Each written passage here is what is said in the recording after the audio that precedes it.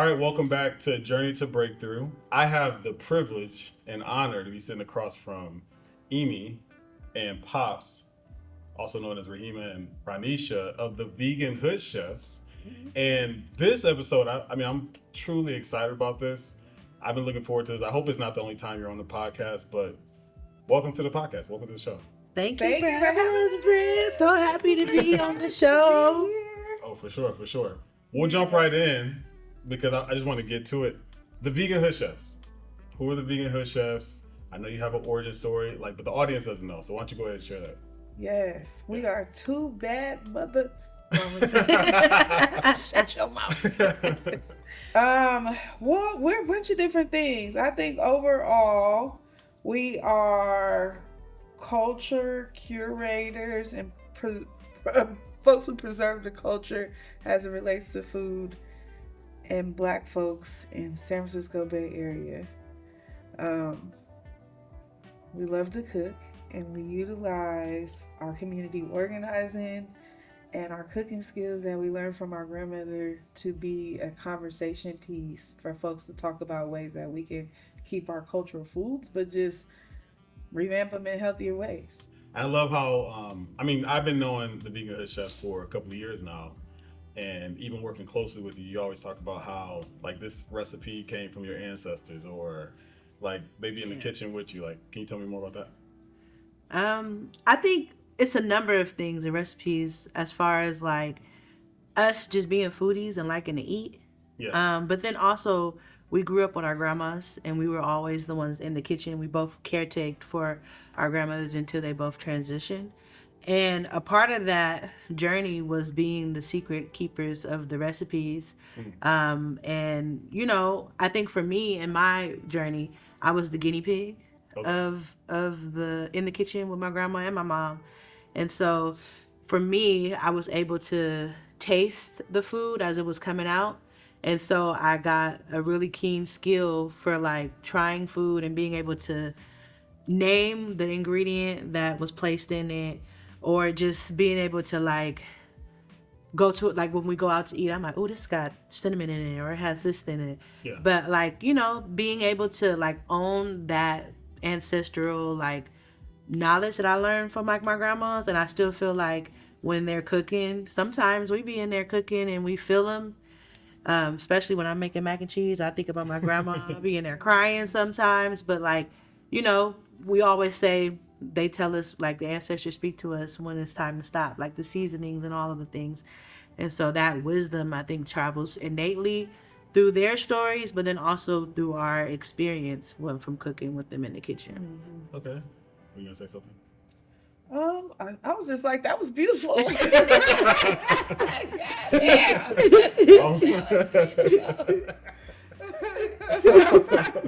Jesus. No, it is. Everything about y'all is beautiful. Literally how you move, your impact in the community, your ties to the community. I've had, again, the privilege of seeing this up close, and I know I kind of leak some of how I feel about you to you all the time, but I want to share with you, I'm really truly impressed with everything I've seen. One of the things that's very impressive too is the ebb and flow between the two of you.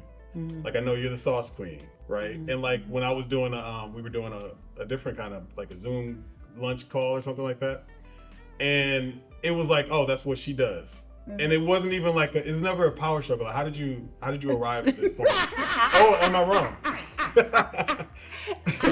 Wait, run it back. Very much so. I think it's just a lot of learning. I wouldn't say there's never a power struggle, because there is, and I think that's just significant to any kind of relationship.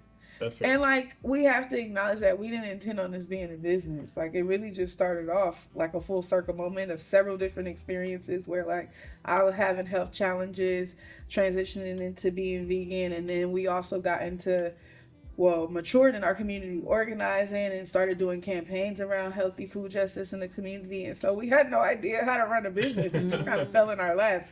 And so with that has come a lot of challenges. And I think throughout the years, what has helped us is really just be grounded in intentionality. And we've learned how to work with each other in a way that to the public feels very non-toxic.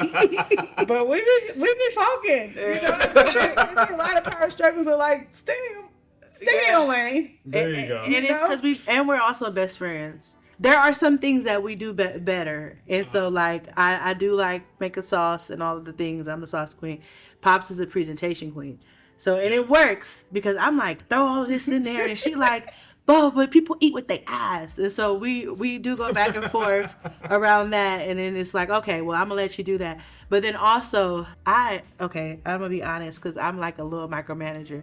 So I be all over everything. I hadn't noticed. Oh, my God. This is an intervention. Oh, my God. So I'd be like, do this. And they be like, girl, get off the track or go do this. So then I found out my role is talking to people. So I'm like the person that could talk to everybody. I remember a lot of faces. Mm-hmm. And so like that is my strength. And so I do know, and sometimes I'd be like, ooh, okay, I'm let me get out of here. Let me step out, do what I need to do versus like be all over the place. Cause I could do that. I'd be like, ooh, getting on her nerves. Getting on her nerves. Jesus. I be tap dancing on her nerves. It's like, please go take orders. Come on. But she's hella good at it, though. Yeah. And I think through trial, and like I said, we've learned to like really respect each other's strengths because I'm not. Like, I love people, but I also am a therapist, so sometimes it's like, but when I'm in that zone cooking too, it's therapeutic for me. So a lot of times, like, I want to focus on that. I don't want to be doing all of that. Like, she is very good at having conversation with people. She remembers people's names, their orders. Mm-hmm. And I'm more so process orientated. So I'm thinking about the bigger picture of stuff. Like, we need to get this out in a certain amount of time. Like, what is the operation side? What does it look like? It's all needed, right? Because people love coming to the food truck, or they love the vegan hood chefs because of the experience that they get. And so I do think like when she's not there, people ask for her because she does it so well, you know? And I like to think when I'm not there, they know too, you know? They be knowing you know. Yeah, so. I can vouch for that. Yeah. Like, you make a lot of people feel very comfortable with you. That was something that I've also picked up over time, knowing you, right? Like, we would be somewhere in like Santa Rosa, and then we're in Santa Cruz, and anywhere in between, and it's like the love for the vegan hood chefs is always like prevalent. Like, even people like they'll line up early. They're like, I heard they came to this festival last year and I was so upset. I don't know if y'all know about all these conversations because I be with the camera, right? Yeah. And they're like, oh, I was so upset that I missed it last year, but I'm here today. I'm gonna get it today. I'm just curious, like, how did you get to this level of popularity? It feels like rather quickly, although I didn't know you from the beginning, but you know what I mean as far as that goes. Like, how did you get so popular in the Bay Area? Because y'all. Right, popular shit. Yeah. I mean, honestly, I just think it's because it's us. Like, and I think what has been very real for us is that when everything that we do, we're very intentional. We always make sure that we remain ourselves. So, like, being on the truck, there's twerking that happens on the truck. Sometimes it's arguments because we have our family that work with us. We have just being very relational people. And I think it comes from just us being like, being Black and being in a community where you're not like in a city where Black people are invisibilized. And so we move in a way was very intentional. We want people to know that we see them. And I think that we make really good we really build relationships with our folks. Yeah. And then we just stay true to ourselves. Like, when you come to the truck, you experience who we are. It's not just about the business, because like Ranisha said, it was never supposed to be a business. But we've always been relational people. We've had our own journeys through like growing up where we've been not seen. And I think that when we're in running our business, it's our opportunity to boldly reclaim that and name who we are, being that we're from the hood, being that we're Black and from San Francisco, that we're here, and that we get to show up and show what it means to be joyful as a Black person, going through all the adversities that we go through, but really reclaiming our own ownership in something and making sure people feel that in a way that's authentic, that's real, and that's inspiring. Although we are not the first, but like in our neighborhood and our community that's very tangible, we make sure that we're very accessible to our folks, and we making good food. To be honest, like, we make really good food. I was actually thinking about that after I asked you. I'm like, popularity is easy to spread when every time you put in. And then it's like, if you could show up and then our food speaks for itself. Yeah. I'm just saying. No, it does. I'm just saying, like, if it speaks for itself. But then when it comes with the culture and the experience, it's a whole vibe. You're not just coming to get some delicious food. You get to experience what it means to, like, it feel like you kicking it with us, because we know who you are. We know your orders. We having fun. The truck is jumping. You might see somebody throwing it, dancing. You know, it's all type of things that happen, and it's ours. Yeah. And I think that's very powerful coming from where we come from. And the piggyback her, I would just say the authenticity piece, I think people really feel, you know, like people want to have something that they can resonate with. Uh-huh. And I think we filled the gap. Like when we started, veganism, you know, of course, was been popular in the Bay Area, but I don't think there was the type of representation that we brought to the table. And folks want that. Like, I think there's a lot of misconceptions out in our communities that people don't want to eat healthier. They don't want vegan food that's actually seasoned or a representation of their culture. Or they don't want to patronize businesses that actually feel like an extension of the community. And I feel like we filled that gap even when we didn't know that we were filling that gap, because we were just being ourselves. But our values that we brought forth in the business based on how we grew up and where we come from and how the business started, I felt like people felt that, you know, and they hang on to that. And so despite even our challenges, because our business hasn't been perfect, like as y'all know, like we're not running a truck now, like it has been a lot of ups and downs, but people still continue to patronize us because they believe in our story and they believe in our journey. And I just think it's a good representation of what business can look like and should look like. That brings us back to the olden days where like we had a lot of Black businesses in the community that felt like they were in the community and actually patronized the community and were extensions of it. Right. And people could go there and actually feel something from it, which is like kind of different because a lot of our communities have been gentrified now. So it's a lot of folks who coming in making money off our people who aren't giving back or who don't care about what's going on. And I think we've made ourselves accessible in a way where people feel like the interactions with us are actually real and they're healing. One thing I want to touch on, like as I'm hearing it, and it's the underlying theme in a lot of ways of what you just said, so I don't want to speed past it. You are two Black woman business owners. This is a big deal. It is. And I would be remiss if we didn't take an opportunity to like kind of talk about that. Like, what's your experience on that? I think my experience on that is that it has been a roller coaster. I think that there are a lot of ups and downs, like we've learned, which is why we created the Black Women's Entrepreneurship Brunch. Which was lit. Right? Yeah. Right?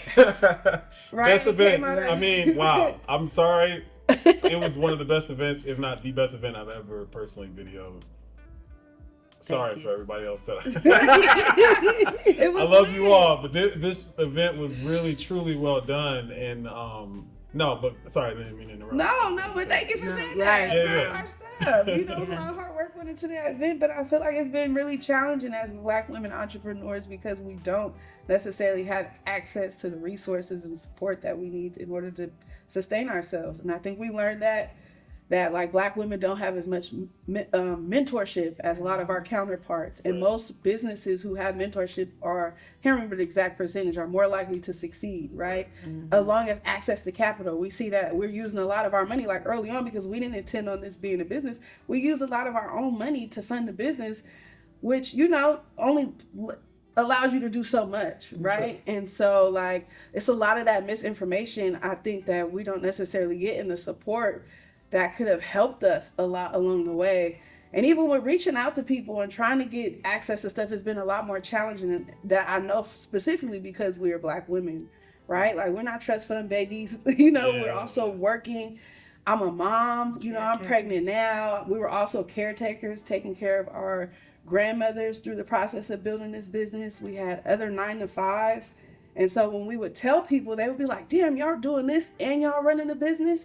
And it impacted our ability to be able to grow it and cultivate it in so many ways, but we just didn't have the luxury, like so many people, to just kind of cut out all of our responsibilities as Black women. Right. And what that meant in society, but also to our families, of having to carry on the legacy of the matriarch and all of the responsibilities that we hold. And that's a real everyday experience. Like, and that's what we saw at the brunch, and that's what we see in our friend circles here in the Bay Area, where we have so many talented young Black women who want to be entrepreneurs. They're trying to really figure out how to balance everyday real life struggles for us when we having to carry the backs of our families on us as well too, and shit is expensive. Yeah. And so it's like you have to sometimes pick survival over your dreams. And that has been a real struggle for us, you know, and trying to navigate that. And so that's why you see a lot of ups and downs in our business. But we're trying to run it at a pace that makes sense, but also let people know this is the reality of what we experience, just as being entrepreneurs. On the other side, it's been beautiful to share that journey, right? Because we've gotten farther than what we thought we would get, right? Which I think is really super inspiring to a lot of folks. And with that being said, you don't have to think, you can know. It just is. It is. With that being said, we've had folks who helped us, other Black women, right? Like we were in Black Wall Street's millionaire program, like Third Street Youth Center and Clinic Joy, who's the director there, allowed us to sell plates out of there early on. So a lot of Black women have put, I had to name everybody, but they've put their hands out to support us. And I think that like we wouldn't be where we were if it weren't for them. And just having that connection and that community or sense of community is really healing for us and letting us know it's possible. Because I think when we get the concept of what it means to run a business, we feel like you got to be cutthroat in order to be successful. And we have really seen how the networking across has sustained us. You know what I'm saying? Yep. Collaborations matter. Particularly with Black women businesses. Shout out to Breezy, who's the reason why we started the Vegan Hood Chef. Yeah. Shout out to Breezy. Yes. Right. Breezy the twerk goddess. Absolutely. Did you want to add anything? I don't. She killed you. I mean, mean, y'all laying it flat, this leaving killed nothing. it out. I got nothing to add. No, it's true. I mean, you're truly inspiring. The one thing that stands out that I think you should know that you're doing for a lot of people, because they're in the same struggle but they're earlier on. That's a big part of the journey to breakthrough, because it's a journey to breakthrough. That's the whole point of the podcast. Mm-hmm. There's some people that aren't where you are. They haven't, I mean, you have notoriety throughout your community that you are a successful business or people that, you know, we want to do business with. Not everybody's arrived there. So I need you to know that you simply not giving up is everything. Businesses go out of business every day. Nobody ever knows about them. But you not giving up, like you stand in the gap of somebody's hope that their dream can come true. And I'm super proud. Yeah, you trying to make us cry. I mean, hey, listen, I said I was looking forward to this for a reason. No, you really are. I need you to know that. And I was so happy that we were able to do this podcast. It was funny. We almost had a scheduling error. We weren't gonna be able to make it, and Pops bullied me into breaking that schedule. She was like, "You were supposed to do it this week. Now you talking about next year?" But no, I was truly excited. I was like, if I'm gonna be flexible for anybody, it's gotta be you. So. No, we appreciate that. Yeah. We love you. I love you as well. Yeah. I got 2 more questions. Yes. One of them is a personal question of mine, and I'm gonna ask everybody on the show. What is your strength, individually, collectively? What is your strength? How can we make it ours? Because again, a big piece of this podcast is to motivate people who are going through their journey to break through, and they see you ahead of them. So what is your strength that they can take for themselves? Personally or in the business? You can say personally, business, either way, because I mean, they both matter, right? Yeah. It's the same person. Damn, I'm about to cry. Oh, booty. Y'all, I'm pregnant though.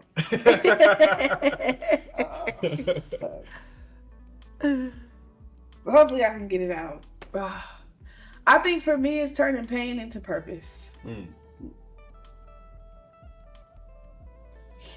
Sorry. I'm a G. What they say, what you gonna boss up, cry or boss off? Both. We gonna do both. We gonna do both. First off, we gonna do both. She about to make me cry. I'm used to the emotional one. Right. It's the baby. Turning pain into purpose is really my strength. Like, I just thank God and the ancestors, because I feel like I really was not supposed to be here. Like, life has been a challenge for me. You know? Like, I lost my mom. I lost my brother. Like, my whole immediate family. My father was murdered. I just lost my grandma this year. So it's like, I don't know too many people who can make it through that, on top of all of the other stuff that I've been through that I don't, necessarily have to name. But I I just keep going. You know, and not just to keep going, but like I feel like those experiences have really, like, God put something in my heart, you know, Yeah.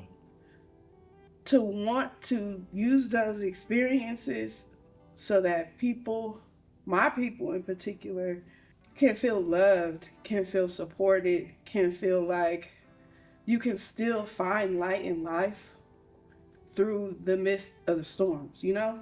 Like just growing up in our community, we just been around so much hardship, so much sense of hopelessness so early on. And a lot of it is just fucked up because it's like things that happen to our community a lot of times that are out of our control or that are byproducts of us being influenced by oppression. You know what I'm saying? Systematic oppression and racism. And we so many times feel like this, like we just can't really make it out, or there are no options for us, you know? And like I by all no means am minimizing like the experience that what we go through, especially as my 9 to 5 as a therapist. But like I just meet so many people who just feel hopeless because of everything we have to go through. Where they're trying to navigate going to school, like just getting out of bed, just such a deep entrenched sense of hopelessness because of the trauma and shit that we've been through. And despite all of that, like I just want people to still, like, we're not gonna be able to change everything, but like there's still things that we can do in our everyday life to be able to navigate that and get what we need, you know? Yeah. And they can take whatever from us, but they can't take our spirits. And that's how I feel. And I feel like that's what God put in my heart, that like I've lost a lot, but like motherfuckers can't break me. Yeah. You know what I mean? Absolutely. And I feel like that's the spirit of my ancestors, to come back and get everything that we owe, you know? And there's opportunity for that. But we got to recognize that that is within us no matter what we go through as people. And I just want to be the light to demonstrate that with people through my interactions, through my food, through whatever creative ventures I have, that people feel loved and they feel like they have a reminder that there's hope out there. You know what I'm saying? Absolutely. I don't know how you're going to follow that up, but I'm sure you got something good. Man, I'm just hearing her talk, just thinking we both lost a lot of people, and even our family, immediate family, our friends. And I think about, for me, my strength is the joy, like being able to show up fully as myself. And that was that was something I had to push through. Yeah. But I realized, even reflecting on that, like finding videos of me as a child and me having the same spirit, I think has kept me through a lot of the ways that we've been impacted. And I think about trying to wake up every day and like being able to smile, and for people to see that, and people, especially people who know our stories and know that what we have, and the fact that I could bring radical joy into spaces, into myself, I think makes me feel empowered in a way. Because like with all of Ranisha saying, especially as a Black person from San Francisco, and all the ways we're impacted, and we talk about like the way the war is waged against us in that city, a lot of it is health, food, murders, all of the things, inner community violence. But in the midst of all of that, with the hopelessness, we gotta smile. And we got to bring joy into that space. And I feel like we haven't been able to do that in a way that feels good, that pours into the spirit, because it's hard. I remember we went to a session and the man was like, San Francisco had the lowest frequency. And I was like, damn, like, you know, but when I think about it, I think about all of what we've been doing since we've been 14 is fighting to survive in San Francisco, calling out, telling the people in the world what's going on. And fortunately, with this platform, we've been able to uplift our stories and really talk about what the way folks are impacted in San Francisco. But in the midst of all of that, we're able to bring joy into it, whether we laughing. I just started doing comedy. And a lot of that is me telling my story, my life story, because I think about trauma has always been at the door, at our doors. And I think about even the loss of her family. My mom passed in a house fire. That's traumatic as fuck. Like, you know, waking up, seeing somebody one day and the next day they gone, and then also like taking care of my aunt who's severely disabled. That's a lot. My grandmother going through dementia, and like you having somebody that you love and you're grieving them while they're alive, and then at the same time you didn't lost all your friends. And for me it's really hard because we've been doing this work, and then you turn around and you want your community to be like, you know, the people who you grew up with to be there cheering you on. And I feel like sometimes I'm like, why am I even doing this? Because they're no longer here. Yeah. Like, you know, and so I just think that when we're able to like tap into who we are and that joy, even my little self, my little Amy, and remind myself that there's a purpose and that I deserve to be here. And not only do I deserve to be here, I deserve to smile. And a lot of people, they got a lot of stuff going on. The community, a lot of shit is happening towards folks.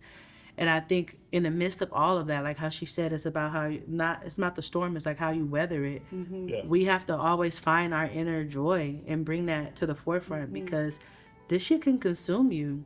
Yeah. There's been days where I couldn't even get out the bed. I mean, this week alone, like, you know what I'm saying? It wasn't today, but like this week alone, like, you know, it was grief heavy. Anniversaries of people who transitioned, whether it was through inter-community violence or health reasons to actual funerals. And today is an anniversary, our friend's birthday who transitioned. And so I think about that and I carry all those folks with me. I feel like I have a lot to share. I have to smile. I have to get out and bring in my joy, because my family stories deserve to live on. The history of San Francisco and my way deserves to live on. People need to know about it. Yes. People need to know what it felt like to be a dirty little kid riding on the one skates because we didn't have money. You know, that was joy. When I think about it, like not dirty, but like I was rolling around in the dirt, baby. Like, you outside. I was outside making mud pies. But like, people need to know about that, because when you think about us, our city, it's invisibilized, and there's so much Black joy that experience that is not shown, and people don't really get to like smile. Like some of these babies, they don't even know how, or like feel good enough about themselves to do that. And I think when we are in the midst of our storm, we find a way to laugh about something. We find some joy to dance or twerk it out, to like move through it. And then also knowing that that's healing. Like I always say, my smile is alchemy. But it's not just to appease people, but it's to me to get myself going. Right. Because it's so much stuff that we've been through.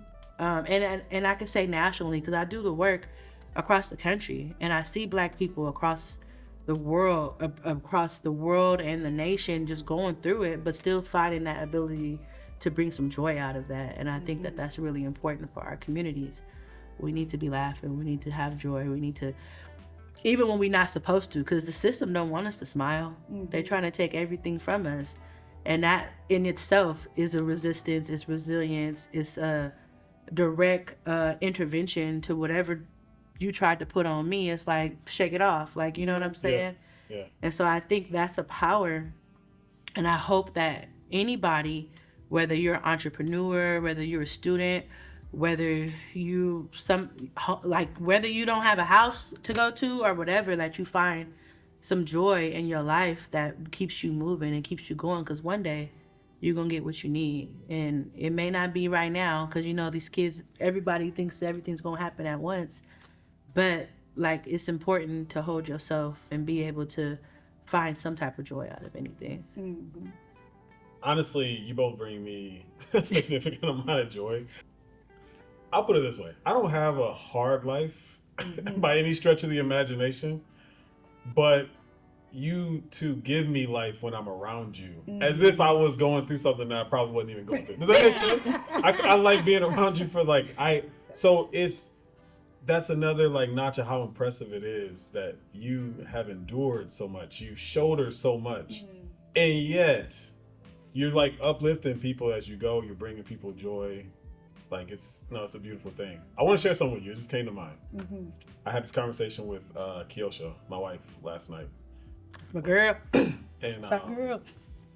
When I was 5, my grandfather, who recently passed away, he would always tell me, "I gave you the power a long time ago." Mm.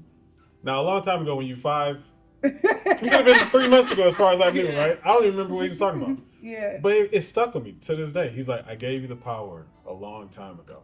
And when I turned 17, I just graduated. I didn't turn 17.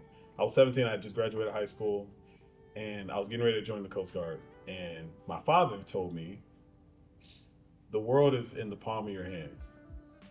And I feel like when you continue to learn new things, gain new skills, make new relationships, you're actively entering into spaces that maybe you had no business being there. Yeah. And I know you could probably think of something that comes to mind when I say that. Yes. And it's such a beautiful thing to continue to activate and provoke being in these new spaces, because you're actively blazing a trail for the people behind you. Mm-hmm. And so, I mean, Yeah. hey, listen, we could talk for hours Yeah. because I'm literally high on the two of you all the time. Like I said, you give me life. But I do want to ask you another question. Yes. There is a thing for every guest that's going to be on the show. You're going to ask a question to the next guest. Mm-hmm. But the previous guest has a question for you. Yes. What are you doing every day to chase your dreams? That's a good question. Shout out to Judy. Come on, Judy. All right, going. I think what I'm doing every day to chase my dreams is creating a good foundation for myself. And that looks like structure. It looks like making sure that I pray and keep a connection to my spirituality, my ancestors, and I'm taking care of my mental health. Yeah. And the reason why I'm saying that is because I hadn't always lived a life like that. Like, I was always about survival. So it was like, damn, we got to go out. We're going to get this money. We're going to hustle. And hustle culture will help you get the bag, but it won't help you sustain it. Yeah. You know, it won't help you keep the intentionality. You get what I'm saying? Or be grounded in something. You know what I mean? And I think we've experienced that where, like, you got to often pick the self-care versus the business. And I've learned to try to find a balance of, like, if I'm not together for me, then I can't really help sustain my business. And so I want to always be able to chase my dreams. Like, I want to be able to pivot, because I feel like the Vegan Hood Chef is just one aspect of who we are, and it's a lot of stuff that we do that we want to continue to do. In order to do that, I have to be grounded and rooted, and what helps me stay grounded and rooted is making sure I have a schedule, making sure I stay connected to family, making sure that I pray, and making sure that I take care of my mental health and myself. It was really well said. Mm-hmm. And I agree. I Mm-hmm. kind of recently started stepping into praying every day, Mm-hmm. twice a day even, right? It's part of my goals. And it has changed a lot for me. Yeah. And I appreciate the advancement based on just that. And to hear you say that, it's like it's kind of reconfirming something that's going well for me too. So I appreciate that. Mm-hmm. I'm like, You gotta get your words together. no, I'm just trying to, I don't want to lie, because I'm thinking about where I'm at. And honestly, I've been taking breaks. I've been sleeping a lot. And everybody be like, why you sleep? I'm getting my rest. Mm-hmm. I think I definitely have been very more committed to working out in a way that I haven't previously. I'm doing things that bring me joy. I like to say we made a vision board this year, or prayer board. Okay. And on one of the boxes I had was little Amy. So I'm like pouring into my baby self, whether that's through reliving, like watching videos of me when I was a kid, just to affirm myself. I just recently went to the Mariah Carey concert. Okay. And if you know me, that is my girl. And I went in there. I flew to Vegas to see her, brought my own mic. And I was, I was in the concert with her. We were singing together. I was crying, like reliving from my little self. And I think that's really important, because I feel like life forced me to grow faster than where I was ready for. In a way, like I'm the youngest, and I'm the matriarch of my family. Yeah.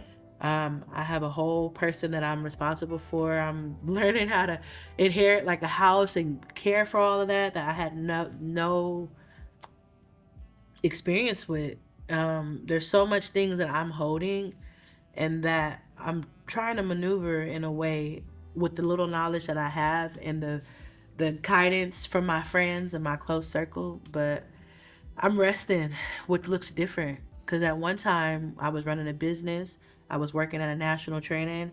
I was cleaning out a yard. I was taking care of 4 people, at the same time. And I think when they say if you don't sit down, your body will sit you down. Mm-hmm. And I recently was sat down and had to reevaluate some of the things that I was doing. Yeah. And so in this moment, I'm working on becoming a little bit more structured. Well, you got such a great example. Yeah, she's definitely been encouraging me. Like, I talk to her every day. And just being able to have friends that actually pull your card, because sometimes I just be blown in the wind, and they're like, "Hold on, girl," and I'm like, "Oh wait, what?" And like being able to like hold me accountable in ways that don't feel good all the time, but and just really as somebody who is working through people pleasing as well as just trying to be everything for everybody. Now having to bring that into myself has been like, it's been hard, because my whole life I've been caretaking. I've been taking care of folks. And so I think for me, it's really just putting myself first and being unapologetic about that. But then also working on like structuring so that I can do all of the things that I want to do. But then I'm also being bold as hell. Like, I'm doing bold shit. Like, I'm doing comedy, like I said, which is pretty bold for me. And just stepping into who I am. And it's not that it's pretty bold. I feel like it's always been who I was, but because of trauma and because of like survivor remorse, I feel like, oh, I'm not, or imposter syndrome, and I don't deserve to be in these spaces. But with the business, it has really affirmed me that this is what you're gonna get. Like, I am a Black woman. I'm from the hood. I deserve to be at these tables. I deserve to be my full self. And showing up and being in spaces where I can be Amy or even Raima if I want to, and really be that healed version of me, I think is what's empowering and it's inspiring. And I just feel like I am constantly digging into myself in a way that I haven't done in a very long time. I done got spiritual readings from Ifa priests. I done been in the tent. I done been in Ghana in a hut trying to get all of the things. And I think that it's just been really, this journey has been very inspiring for myself. Thank God we have videos to capture all of the stuff that we've done. Yeah. Because I look back in my 35 years of life, I've accomplished a lot. Yeah. I've seen a lot and I've experienced a lot of grief, but also a lot of like fun, and sometimes the grief overshadows that. And so being able to hold on to that and remember what that felt like and then yearn for more. And so that's where I'm at. I'm in this place of wanting more of that joy, and taking it to the next level. Yeah. But still needing a little bit of what she talking about. But yeah. Yeah, no. I mean, she's always gonna be here for you. Yeah. I'm relatively structured myself if you ever have. Oh, we know. In case you need that, I got that. Yeah, I need that. I need that. Yeah. Great. This is a great conversation. I already knew it was gonna be that. I can't wait for this video to be done. I'm gonna talk to the editor. Yes. Make sure he gets on topic. Yeah. Thanks for being creative. Get on the ball. But no, we're gonna make sure this comes out. I can't wait to share this with everybody. Thank you for your time. I appreciate you being here and being on the show. Thank you, Brand. Thank you for all the awesome we didn't even get questions. to twerk. Well, I love you always. We love you more. All right.